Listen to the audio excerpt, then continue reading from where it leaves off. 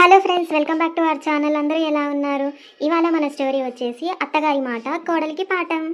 లక్ష్మి కొత్తగా పెళ్ళయ్యి ఇంటికి కొత్త కోడలిగా వస్తుంది. అత్త సుబ్బమ్మ తనని ఎలా ఇబ్బంది పెడుతుంది, దానికి ఇంటికి వచ్చిన కొత్త కోడలు ఎలా ఉంటుంది, అత్త మీద రివెంజ్ తీర్చుకుంటుందా లేదా తన స్టైల్లో అత్తగారిని మార్చుకుంటుందా, అసలు వాళ్ళిద్దరి మధ్య ఏం జరుగుతుంది, ఎలాంటి ట్విస్ట్లు ఉండబోతున్నాయి, స్టోరీలోకి అయితే వెళ్ళిపోదాం పదండి.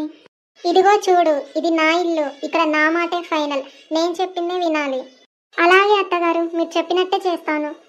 కొన్ని రోజుల తర్వాత, ఏంటి మా అత్తగారు కావాలని పనులు ఎక్కువ చెప్తుంది, మరీ 4 గంటలకే లేపుతుంది, చిన్న చిన్న విషయాలకు కూడా బాగా మందలిస్తుంది, నన్ను కొంచెం కూడా అర్థం చేసుకోవట్లేదు, ఇంటి పనులు మొత్తం చేసి ఎంత అలసిపోతున్నా నేను. లక్ష్మి, ఇలారా. వస్తున్నాను అత్తయ్య గారు. చెప్పండి, పిలిచారు అంటే ఏమో అంటున్నావు నా గురించి. అత్తయ్య గారు, నేనేమనలేదు, నేనంతా విన్నాను, నాకంతా వినబడింది. ఆ కాలంలో ఇంతే చేసేవాళ్ళం, నువ్వు కూడా అలవాటు చేసుకో. అలాగే అమ్మలా ప్రేమిస్తారనుకున్నా, ఇలా చేస్తున్నారేంటి ఇవిడ. ఏమండి, నేను మీతో మాట్లాడాలి. చెప్పు లక్ష్మి, ఏం జరిగింది? మీ అమ్మగారు నాతో చాలా కఠినంగా ఉంటున్నారండి. అమ్మ అలానే ఉంటుంది, నువ్వు అవన్నీ పట్టించుకోకు, సరేనా? ఏంటి ఈయన, కనీసం ఈయనన్నా పట్టించుకుంటారంటే కనీసం నా మాట వినట్లేదు. లక్ష్మి, లక్ష్మి. ఏంటత్తయ్య గారు పిలిచారు? ఎన్నిసార్లు పిలవాలి నిన్ను, వినిపించట్లేదా నీకు? నీకు అసలు ఇంటి పని చేయడం రాదా, చేత కాదా? ఒక పని కూడా సరిగ్గా చేయట్లేవు. ఆపండి అత్తయ్య గారు, ఇక నేను సహించలేను.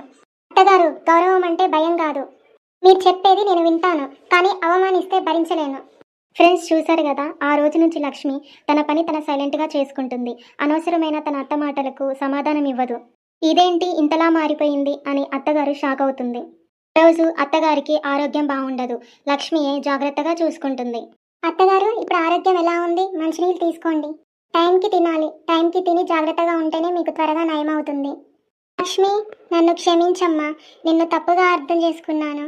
డామినేషన్స్తో కాదు, ప్రేమతో గెలవాలి. అయ్యో అత్తగారు, మీరు అలా అనకండి, మీరు నాకు అమ్మలాంటి వారు, మీ మీద గౌరవం కూడా ఎప్పుడూ అలానే ఉంటుంది. నన్ను కూడా క్షమించు లక్ష్మి, నేను కూడా నిన్ను అర్థం చేసుకోలేకపోయాను. కలిసి ఉంటేనే ఇల్లు ఎప్పుడూ హ్యాపీగా ఉంటుంది. ఫ్రెండ్స్, అత్తా కోడలి మధ్య పోటీ కాదు, అర్థం చేసుకుంటేనే ఆ ఫ్యామిలీ బలంగా ఉంటుంది. ఫ్రెండ్స్, చూశారు కదా, ఈ ఇంట్లో నా మాటే ఫైనల్ అనుకున్న అత్తగారు ఒకరోజు కోడలిచ్చిన సమాధానంతో ఏం జరిగిందో వాళ్ళ జీవితాన్నే మార్చేసింది. ఫ్రెండ్స్, చూశారు కదా, ఈ స్టోరీ మీకు నచ్చిందా? నచ్చితే ఎలా అనిపించిందో నాకు కామెంట్ చేయండి. అలాగే ఒక లైక్ చేయండి. ఇలాంటి మంచి మంచి స్టోరీస్ కోసం మన గోల్డెన్ స్టోరీ కాంటెంట్ని సబ్స్క్రైబ్ చేసుకోండి ఫ్రెండ్స్. Bye bye.